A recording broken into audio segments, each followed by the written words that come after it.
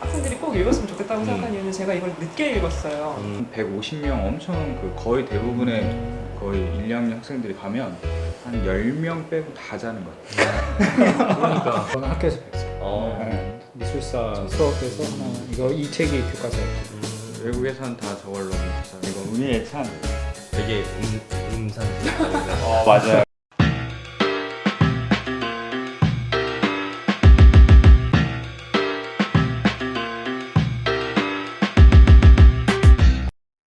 아키리즘의 9회 잡담 시작하도록 하겠습니다. 네. 이번에는 학생들이 학생을 하면서 이제 학교를 다니면서 읽을 만한 책 좀 있으면 추천해달라고. 제가 이걸 학생들이 꼭 읽었으면 좋겠다고 생각한 이유는 제가 이걸 늦게 읽었어요. 학교를 뭐 한국에서 다니다가 미국 가서 편입하면서 수업을 이제 좀 어떻게 좀 땡땡이를 쳐보려고 서양 건축사 수업을 한 학기만 듣고 2학기를 안 들은 거예요. 그 크레딧을 그냥 받아가지고 이제 어영부영 졸업을 했는데 그냥 그 개관, 역사의 개관을 쭉 어쨌든 알아야 되는 거를 너무 나중에 알아가지고 그걸 진짜 알아야 될 시기에 꼭 읽었으면 좋겠다고 학생들한테 얘기를 하거든요, 종종. 그 개관을 알고 그 줄거리를 어쨌든 알고 거기서 내가 이제 어디서 더 파생해서 뭘 더 알고 갈 수 있을 텐데 그게 제가 나중에야 해서 그게 조금 후회되는 부분이 있어가지고 학생들한테는 꼭 읽으면 좋겠다고 얘기하는 편이에요. 언제 읽으셨어요, 저거는? 저거 대학원 다니면서 읽었어요. 어느 정도 알고 이제 읽으시니까 이게 이게 이거지가 맞아, 되는데 그게 있을 수 모르고 읽으면 사실은 맞아.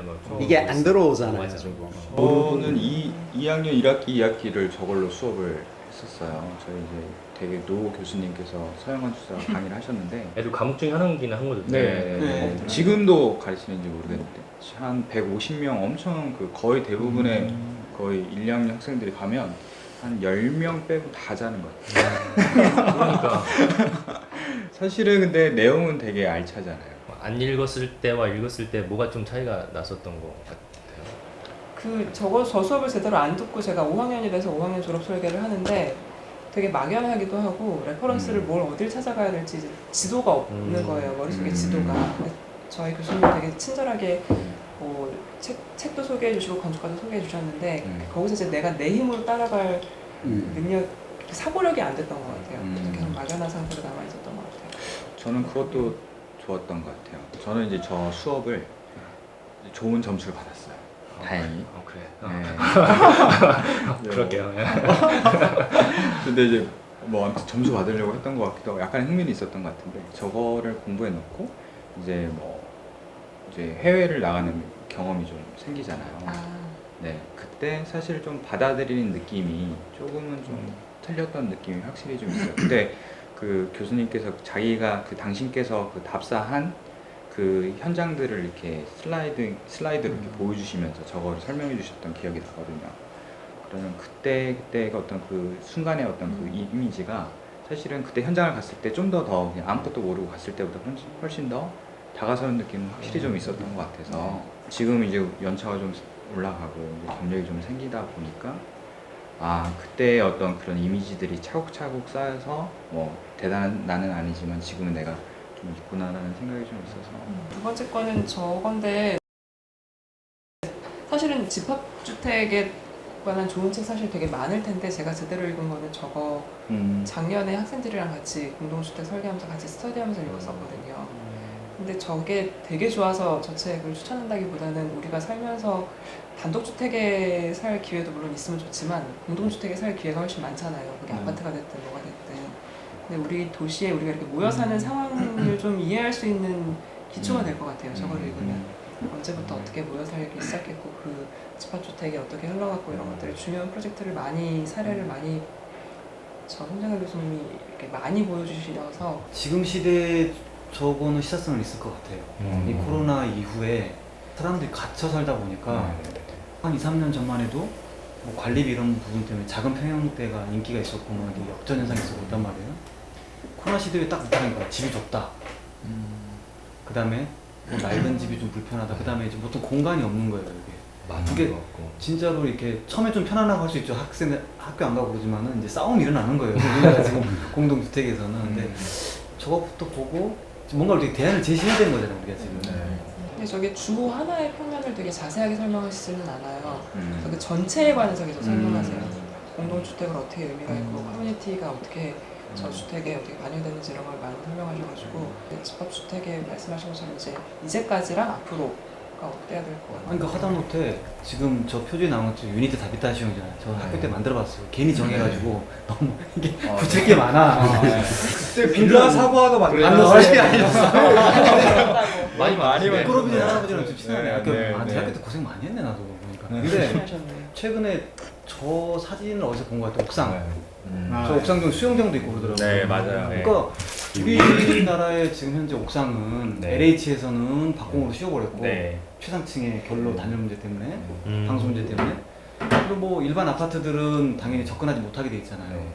그러면 이제 코로나 시대에 갇혀 있는데 저런 옥상 정원 있으면 어디 뭐 사회적 거리 두기가 되잖아요. 동별로는. 사실은 이제 다베타 시험 같은 경우가 최초의 아파트라고 많이 불려지는 건데 그때 사실은 이제 우리가 공동주택의 폐단에 대해서 많이 얘기하는 부분들이 뭐 그 외부 공간 어떤 그런 것들의 부족 이런 것들을 얘기하는데 실질적으로 그 커뮤니케이션을 극대화하고 뭐 그런 것들 이제 뭐 공동체에 대해서 활성화하는 방안으로 사실은 제시됐던 게 어떤 집합주택이잖아요. 그래서 아까 얘기한 것처럼 옥상 정원 그리고 넓은 야외 공간 이런 것들의 장점을 가지고 제안했던 공동주택이 지금 와서 우리나라에서는 약간 그런 것들이 좀 더 없어지고 그런 단점만 살아나고 장점이 좀 없어지는 그런 시대에서 똑같은 게 우리나라 서울에 지어졌으면 분명히 이렇게 작동 안 했을 것 같다는 게 약간 시니컬한 생각이 네. 동시에 올라와요. 우리가 공간을 쓰는 방식이라든지 베란다가 1m여서 부족해서 못 쓰는 게 아니라 그냥 쓸 줄 모르는 뭐 사실 되게 그런 것도 좁아도 있었어요. 얼마든지 잘 쓸 수 있는 방법을 또 발굴해야 되는데 연습이 필요하잖아요. 예전에 학부 때 이제 수업 때 그냥 들어들은 얘기인데 우리나라 처음에 아파트들은 제대로 된 이제 외국 걸 어차피 그대로 카피해 왔으니까 초반에는 되게 그런 제대로 된 발코니나 이런 것들이 있었는데 이게 이제 우리나라 사람들이 싫어하는 거죠. 이거를 못 사는 거예요. 그러니까 그 얘기를 하면서 옛날에 한옥의 마당이 우리는 가꿔서 조경으로 쓰는 공간이 아니고 빈땅인 네. 거죠. 네, 장독대에 놓고 일하고 했던 업무 공간이라는 거예요. 그러니까 이제 자기 그 거실의 앞에가 발코니고 그 발코니를 업무하는 공간, 뭔가 집안일을 하는 공간으로 만들어서 뭐 세탁기도 놓고 빨래도 걸고 이러니까 바깥에서 보이는 모습보다는 자기 그렇게 하는 게 익숙하니까 어떤 풍경을 보는 그런 장소가 아닌 거라. 이게 50년대 건축물이라고 들었는데 이 위에다가 수영장을 놓을 생각을 했다는 게 좀 놀랍기는 하네요. 그러니까 옛날 프로젝트들 보면은 이 생각을 이때 했다는 게 되게 신기하다 이런 것도 할 거 다 많고. 했어. 요즘에 할만한 거 다 했어. 진짜 새로운 게 없어. 저게 그럼 주로 사례가 다 외국 공동주택에 대한 사례가 있는 건가요? 유럽 뭐 네덜란드, 독일 사례도 많고 한국 사례도 있어요. 한국 사례도 있어요. 네. 없는 거 아니야? 진짜 지금 기억이 안 나는데. 일단 그건 편집하면 되니까. 저는 뭐 저는 사실 뭐 이거랑 뭐 잡지 이런 거를 네. 그냥 말씀을 드렸잖아요. 저 자체가 건축 이야기하는 것도 재미가 많이 없고 어느 정도 알다 보면 관심이 왜냐면 이제 내가 뭐가 결핍돼 있는지를 알면서 그걸 좀 알아야겠는데 하면서도 찾아보고 하는 건데 그냥은 절대로 저는 안 읽히더라고요. 그냥 사실은 건축은 뭐 사회랑 뗄 수 당연히 없고 뭐 경제나 정치나 이 모든 것에서 자유로울 수는 없잖아요. 완벽하게 해서 그냥 전체적으로 이 세상을 조금 관심을 갖는 게 좋지 않을까 해서 또 스토리 오브 아트는 일반인들도 그냥 재미삼아 흥미삼아 하면 우리가 다 바로크가 뭔지 르네상스가 뭔지 이름을 알고 있지만 사실 어떤 거 우리가 볼 때는 사실 다 고만고만하잖아. 동양인의 시각에서 볼 때는 그러니까 그런 거에 대해서 그냥 아주 쉽게 그냥 얘기를 쭉 해주니까 흥미로 이렇게 한번 보면 되게 좋을 것 같아요. 그러면서 우리가 보기엔 되게 두껍고. 근데 이거를 공부를 한다고 보면 너무 두껍고 힘든데 뭔 소리인지 모르지 제일 지루한 부분 그냥 넘어가면 되고. 저는 학교에서 뵀어요. 어. 네. 미술사 수업에서 하나 이 책이 교과서였고 외국에서는 다 저걸로 미술사를 공부하는 걸로 알고 있는데 이제 뭐 미술사나 건축사나 비슷하게 이제 학생들한테 좀 이렇게 얘기해주고 싶은 거는 어떻게 해서 이렇게 바뀌는가 흐름을 한번 왜 흐름이 생겼는가를 뭐 전체적으로 한번 짚어보는 것들이 그러니까 그거를 굉장히 사회를 접근하기 같이 좋은 안 방법인 것 보면 같아요. 그냥 우리가 어저께까지 이렇게 생각하다가 갑자기 내일부터 이렇게 생각해서 이렇게 그리는 건 아니니까. 그러니까 이제 얘기한 것 항상 흐름은 대부분 기존의 어떤 반발에 의해서 혹은 그 시대의 새로운 흐름에 그러니까 뭔가에 의해서 이렇게 딱 그걸 뒤집으려고 하는 경우가 되게 많고 사회적인 이슈와 함께 미술사를 한번 훑어보는 건 되게 좋은 흐름인 것 같아요. 일반인들 읽어도 괜찮은 책인데 교양적으로. 저는 이 책이 좋았던 거는 다른 미술사 책 이렇게 보면 이렇게 뭐 무슨 주의 하고는 거기에 대한 설명 나오고 무슨 주의 근데 이거는 그렇지는 않거든요. 이게 뭐 주의에 대한 뭐 이즘에 대한 얘기 나올 게 아니고 이건 그냥 소개. 네, 그거가 어느 해석은 네가 작가가 해봐라. 뭐 이렇게 했는데 그게 유행이 됐다가 이거를 어느 비평가가 까고 그 다음에 다른 게 나오고 이런 스토리라서 말 그대로 그래서 이번 여름에 꼭 방학 때 보세요. 지금 저희 경비 카메라거든요. 네. 색깔이 똑같아서 계속 그거 지금. 전 이거 재밌었어요. 모노클은 지금은 저도 얘 보고 안 본 지는 되게 오래됐는데 저 영국에 있을 때 저게 이제 처음 나왔어요. 건축 관련된 잡지 아닌 거. 건축 얘기도 조금 나오고 아트도 조금 나오고 그러니까요. 사회 정책 뭐 이런 정치 뭐 인터내셔널 폴리틱이나 이런 것도 그러니까 그냥 우리가 사는 세상에 대한 이야기를 이렇게 뭐 두루두루 이렇게 해줘요. 그러니까 그냥 너무 건축만 보고 뭐 누가 언제 어디다가 뭘 했대더라 이거 외우지 말고 그냥 사람들 어떻게 사는지 저는 관심 커버만 이렇게 네. 쭉 보면서 건축 얘기 말고 다른 것도 있는 것 같은데. 건축 얘기도 뭐 이렇게 조금씩 있고 그러니까 문화, 예술, 사회, 정치, 뭐 경제 이런 것들 전 가운데 저 그린 이미지가 좋아서 이거 좀 읽어보고 싶다. 되게 일반적이지 않다. 아마 그런 거 우리나라도 이제 나오는 걸로 서점에서 본 것 같은데 번역본. 아 이거 의미의 찬. 되게 음산스럽다고 해야 되나? 맞아요. 이게 다니자키 주니치로라는 그 건축가가 아닌 이제 되게 유명한 문호예요. 일본의 문호인데 이분이 실질적으로 이제 되게 이렇게 약간 뭐랄까 그 쾌락주의 같은 아무튼 굉장히 좀 자극적인 소설을 쓰는데 굉장히 작품성은 인정받아서 노벨상이나 이런 것들도 되게 거론되고 이런 분이신데 이분이 이제 그 동양의 미학에 대해서 그러니까 보통 이제 소설가는 굉장히 주변을 되게 날카롭게 보는 경우가 있으니까 이제 그것들에 대해서 자기 스스로 이게 정답이든 아니든 비전문가인데 그 동양적인 미학이 어떤 거인가에 대해서 쓴 책인데 이 사람이 정의하기로는 동양의 미학은 어둠에서 온다라는 얘기를 하는 거예요.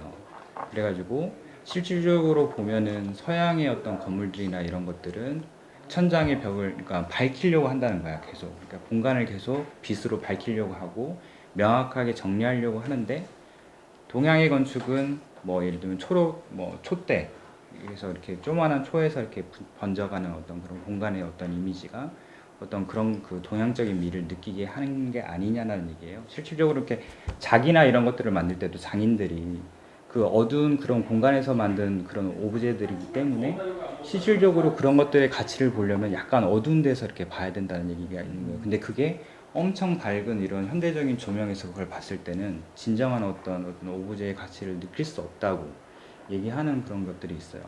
교육할 때 저희 미쿠 선생님 이 책을 너무 좋아하셔서 이게 이제 1900 아니 노벨상 못 받았던 것 같고 1900한 이제 이 사람이 1800 말부터 한 1900년도 한 1960년도까지 60년대까지 사신 분인데 사실 그때 당시에 이제 예를 들면 뭐 프랭크 로이 라이트나 아무튼 이런 사람들도 굉장히 일본적인 문화나 이런 것들에 대해서 관심이 많은 시대였던 것 같아요. 근데 이 책이 이제 서양으로 출간이 되면서 어떻게 보면은 젠 스타일이라는 어떤 이미지를 굉장히 어떤 큰 되게 정착시켰던 큰 어떤 흐름으로 만들어준 책이라고 얘기하는 경우도 가끔 있는 것 같아요.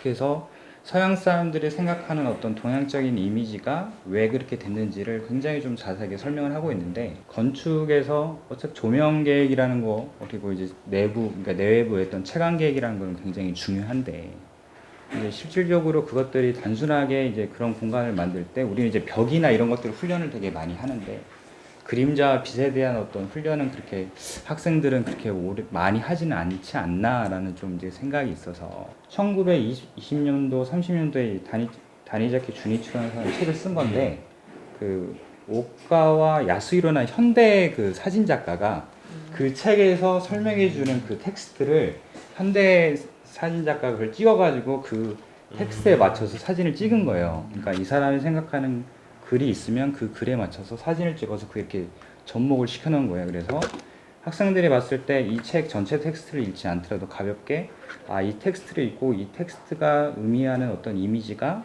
이런 거구나라는 걸 좀 볼 수 있는 그런 이미지가 좀 있거든요. 이거 옛날 책이 더 좋을 것 같아. 이 사진 없는 게.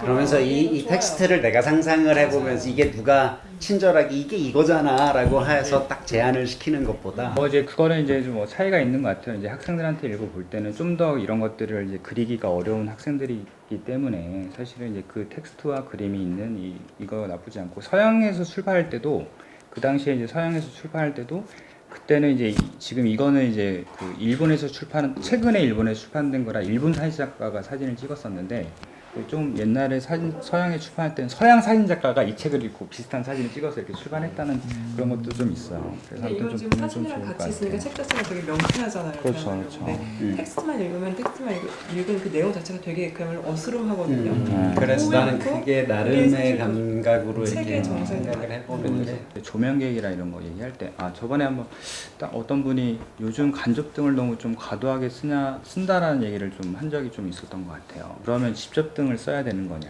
사실은 이제 그런 얘기를 또 할 수도 있는 거거든. 직접등이라는 것들은 굉장히 그 공간 자체를 직접적으로 보여주는 것들인데 무조건 형광등 천장에 뭐 달아달라고 얘기하고 밝은 색의 형광등을 달아달라고 얘기하고 전구색의 어떤 조명의 어떤 그런 따뜻함을 느껴보지 못한 어떤 그런 것들을 능숙하게 컨트롤할 수 있으면 좋은 공간에 훨씬 더 풍요로움을 좀 줄 수 있지 않을까라는 좀 생각이 좀 있는 것 같아요. 조명을 이번에 직접 만들어 보신 이번에 전시회 하셨었거든요. 조명 전시회. 네. 조명을 덩어리처럼 이렇게 보이게 하고 싶어서 그냥 빛덩어리처럼 보이게 하고 싶은 거여서 걔가 어떻게 지오메트리를 이렇게 갖고 조명을 만들까. 근데 되게 예쁘게 잘 만드셔가지고 보셨죠? 루이스 폴센 스탠드 같은 경우는 실제로 조명을 감춰서 부드럽게 이렇게 확산하는 경우가 되게 많잖아요. 사실은 감춰서 부드럽게 하셨어요. 그랬어요. 루이스 루이스 손? 그런 느낌 들 거예요. 그러니까 그런 어떤 간접등이나 이런 부분들을 좀 더 한번 고민해보고 그런 시간을 갖는 거는 학생들한테 좋을 것 같다 이런 생각이 좀 들었습니다. 이 책은 건축가 학생이라면은 좀 절판도 되고 뭐 오래된 책에서 구할 수 있는지 모르겠는데 뭐 이집트 구나 말리하게 이제 건축가로서의 어떤 숙명 이런 거를 좀 볼 수 있어요. 그러니까는 그 하산 하티라는 뭐 그 건축가가 있어요. 근데 이집트의 구나 마을을 짓는데 그네들의 그 잊혀졌던 그 흙 건축을 이렇게 교육을 시켜서 건물을 짓는 거예요. 그러니까는 건축가가 과연 그러니까 뭐 어떤 뭐 디자인만 하고 이런 어떤 역할이라든지 그런 게 아니고 아까 이제 문화 이야기도 많이 나왔잖아요. 그러니까 어떤 산업 이런 것들. 그러니까 지금은 막 우리는 설계를 하고 누군가가 뭐 철근 콘크리트 이렇게 산업이 막 나눠져 있고 다 세분화되잖아요. 그런 게 아니라는 거죠. 그러니까 건축가가 좀 이렇게 어떤 생활, 삶, 그들의 뭐 그런 거에 다 좀 생각해 볼 수 있는 거고 저 책의 말미에 가면 실패하는 이야기가 나와요. 행정하고 부딪히면서 뭔가가 이렇게 그런 게 고스란히 담겨 있는 책이거든요. 그러니까 건축가를 생각하는 학생이라면 읽어보면 뭐 지금도 좀 되새겨질 때가 있어요. 이렇게 뭐 행정에 부딪히거나 뭔가 한계가 느껴질 때는 그게 저기에 담겨 있거든요. 읽어보면 그러니까 뭐 디자인적인 내용이 아니라 건축가가 한 건물을 만들기 위해서 고전분투하는 그런 내용이라는 그 자체를 보는 것도 예뻐요. 흙으로 만든 건축인데 그 버나큘러적인 토속적인 어떤 그런 건축을 되살리는 근데 실제 그 마을 사람들이 고용이 되고 그리고 이제 건축가가 떠나면 너네들이 이제 지을 수 있다라고 돼 있어요. 또 마지막에 뒤에 가서는 행정과 부딪히면서 이게 실패하는 게 있어요. 그러니까 건축가의 한계, 또 건축가가 생각할 수 있는 어떤 이런 집을 짓고 어떤 사람의 공간을 만드는 게 과연 어디까지가 우리 건축가들이 할 수 있는 건가? 그의 위대함도 느낄 수가 있어요. 사실은 우리가 디자인적인 것들은 많이 배우는데 학교에서 뭔가 이렇게 사회 환원적인 어떤 그런 것, 지역적인 어떤 그런 것들을 좀 읽고 정신적인 공사하고 거? 이런 네. 것들은 많이 배우지 않는 것 같아 실질적으로. 그런 것들을 좀 느껴볼 수 있는 책이지 않나. 그 건축 그룹이라고 집톡이죠. 집톡이라고 있어요. 이게 소장님이 거기에 그룹에 속해 있는데 그 그룹 중에서도 이제 그 법쪽 관련된 쪽으로 되게 알려지시는데 건축법 법규. 관련된 법규 책도 책이니까.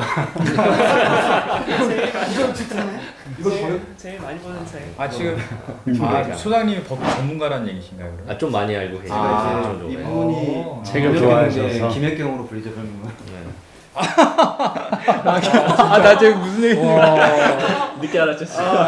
제가 아, 실무 시작하면서 저는 뭐 제 개인적으로 거의 모르는 법은 건축법을 다 통합해서. 근데 요새는 하도 많이 바뀌어가지고 막 이제 그러니까 저도 막 요즘에 이제 너무 안다고 안 그래요. GOP는 공학도가 좀 읽어봤을 만한 책이거든요. 네. 그러니까는 우리 요새 막 이제 환경 이야기인데 이제 친환경이나 뭐 이런 것들 뭐 있고 여기서도 그런 거예요. 종이 재생할 수 있는 재생하는 철학 우리는 그게 배웠잖아요. 그리고 심지어는 어렸을 때만 해도 뭐 플라스틱 재활용하고 뭐 이걸 버리지 않고 뭐 하는 건데 결국 그거를 위해서는 또 공장을 지어야 되는 거예요. 그러니까 무질서도에 대한 얘기. 네, 무질소 질서. 제가 알고 있는 건 무질서라고. 네, 그게 네. 훨씬 낫겠네. 근데 맞아. 무질서도 그러니까는 그게 이제 엔트로피인데 결국에 답은 뭐냐면 아껴 쓰는 거예요.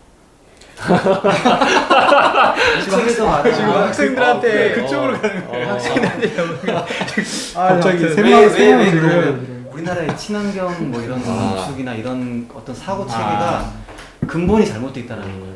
그러니까 우리는 에너지 정크적인 빌딩을 만든 다음에 아이템을 붙여서 얘가 친환경 건물이 돼버려요. 오히려 친환경 등급, 플래티넘 등급이 나와요. 근데 이 책이나 이렇게 읽어보면 아 근본이 잘못됐구나. 송 소장님 거 그러면 책 이건 무엇입니까?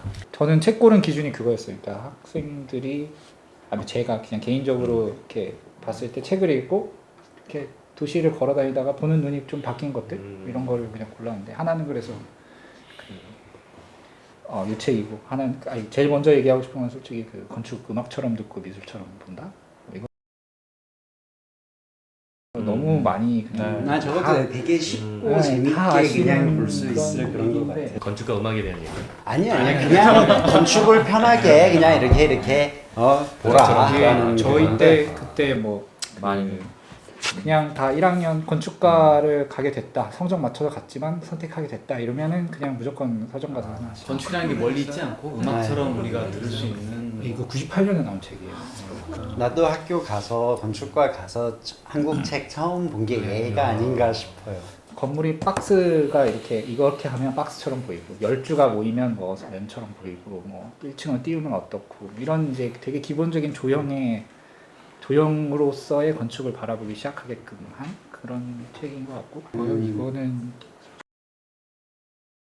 조금 더 어려운 책이긴 한데 얘는 요것보다는 근데 그냥 얘는 제가 완벽하게 이해했는지 모르겠지만 도시계획을 할 때 이렇게 큰 어떤 마스터 플랜보다는 길, 뭐 조그만 포켓파크, 뭐 그린 파크 이런 것들이 얼마나 중요한지를 이렇게 얘기하는 책이라 걸어 다니면서 이렇게 고도랑 도로가 이렇게 만나는 게 좋은 건가 이런 고민들을 하게끔 하는 책이었어요. 그래서 되게 이분이 이름이 뭐였죠? 제인 제이 제인. 제인 건축가는 아니고 도시 이론.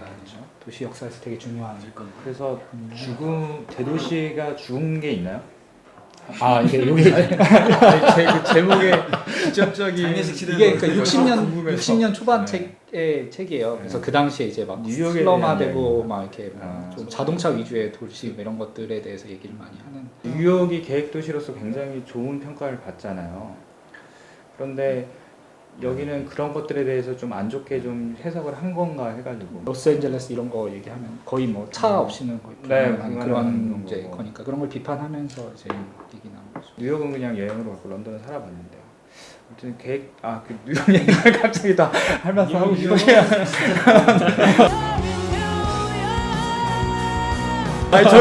뉴욕 얘기하니 갑자기 훅 웃으시는 거야.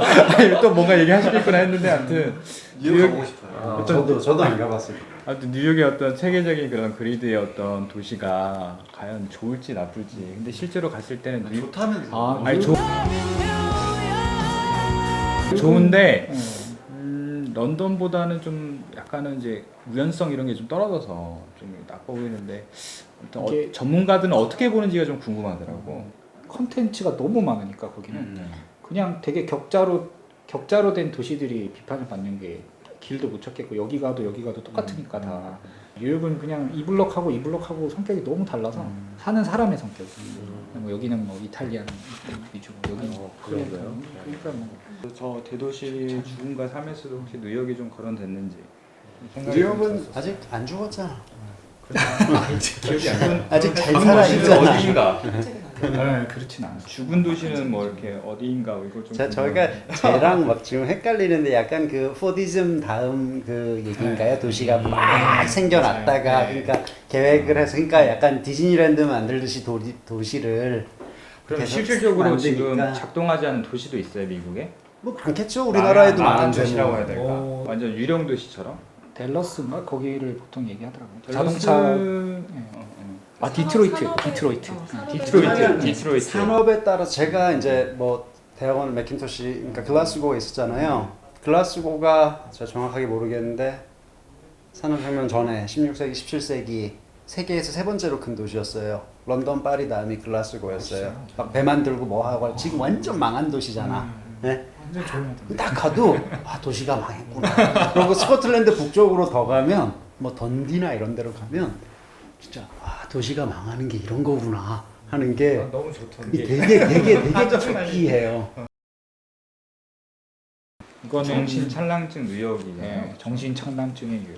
그러니까 막 멍한 상태로 막 환각증이 일어나는 거를 얘기하는데 이제 도시가 그렇다는 거죠. 한국에서 저는 숙제가 아닌 책을 잘 안 읽었는데 학교 숙제였던 네, 학교에 뭐 근대 건축사인가 건축이 우리나라에 그러니까 뭐 전 세계적으로 이제 타워가 맞췄는가 똑같은 플랜을 갖고 하는데 그거를 갖고 거기 안에 들어가서 뭐 1층에선 한 층에서는 뭐 복싱 클럽 가서 막 사람들이 부통복 막 싸우고 그 다음 층에 가서는 그 사람들이 가서 그 채로 굴 까먹고 이런 얘기들을 막 하는 거예요. 그런 사회가 이제 우리 사회가 이렇게까지 지금 돌아가고 있다. 뉴욕보다 우리나라가 더 이제 막 더 너무 빠르게 없는 데서 훨씬 더 빠르게 성장한 곳이니까 이상한 일이 일어나죠. 너무 이렇게 아무렇지도 않은 게 익숙해져 있는 것 같아요. 맞아요. 네, 우리는 그런 데서 태어나서 자랐으니까 이게 아무렇지도 않은데 이거를 정신 차리고 다시 보면 이렇게 사회를 볼 수 있구나라는 약간 밖에서 보면은 네. 진짜 약간 그런 사실 렘크라스가 도시를 바라보는 그 시선이 되게 재밌. 이게 사실은 렘크라스를 그렇죠. 모두가 이제 주목하게 만든 그 책이었으니까.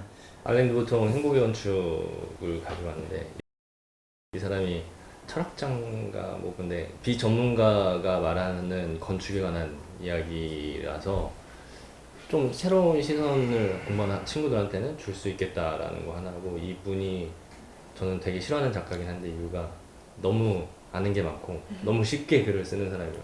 이거 물어보면 그냥 줄줄 나옵니다. 너무 싫어 이런 사람. 근데 이런 사람이 봤었을 때 그 집에 관한 영상도 유튜브에 있어요. 자기가 예전에 살던 집을 이렇게 가면서 그 노출 콘크리트 막 만들면서 예전에 뭐 이랬고 저랬고 그런 영상도 있거든요. 그래서 그런 거랑 해서 같이 한번 보면은 애들이 뭐 공부하는 친구들이 좀 그냥 쉽게 좀 새로운 시선으로 바라볼 수 있는 뭐 그런 걸 넣을 수 있지 않을까 해서 저는 이거 하나 선택을 했습니다. 네. 저도 이 책 되게 재밌게 읽었는데 그러니까요. 네. 그냥 들면서 두 가지 생각이 들었어요. 하나는 이게 비건축가가 이렇게까지 건물을 봐주시면 건축하는 사람들이 너무 행복할 것 같다라는 생각이 하나 들었고 하나 동시에 비슷한 생각이 건축을 안 배운 사람이 이 정도까지 섬세하게 공간을 읽는데 나는 뭐 하고 있는 거지라는 생각이 두 개가 동시에 드는 생각. 너무 싫어서. 이 사람의 책 중에 나는 널 왜 네, 사랑하는가 나는 왜 너를 사랑하는가 그게 한국에서 제일 많이 책이 있는데 이건 이제 물론 흔한 어떻게 보면 건축이랑 사랑 이런 것들은 되게 흔한 주제인데 이 사람이 그런 것 흔한 주제를 보는 거는 굉장히 명쾌하고 굉장히 선명한 것 같아요. 사실은 아트 트래블이라는 여행 기술이라는 책도 있는데 그것도 네. 그러니까 간판 하나도 저렇게 세심하게 볼 수 있나. 근데 나는 그 유시민 작가 그러니까. 계신데 사실은 이 작가도 그렇고 되게 글을 잘 쓰시는 분들은 굉장히 그걸 관찰하고 그것들을 명확하게 해석하는 기본적인 능력이 감각이 있는 것 같아. 사실 그래서 이 책이랑 그러니까 비전문가지만 좋은 작가들은 건축이나 이런 것들을 굉장히 명쾌하게 쓰는 것 같아요. 학생들한테 얘기하고 싶은 거는 아무튼 이런 책을 보면서 실질적으로 자기가 그런 건축을 할 때 가장 중요한 거는 그 주변에 있는 어떤 건축이나 그런 현상들을 제대로 좀 보고 깊이감 있게 한번 탐구해보는 어떤 것들을 좀 가지는 것도 중요하다라는 의미의 책일 수도 있어요. 제가 봤을 때. 깊이감 있게 탐구를 한다는 의미에서 혹시 한국에서 학생들이 이제 방학 동안에 답사해 볼 만한 그런 좋은 공간이 있나 하나씩 추천을 해주시면 어떨까요?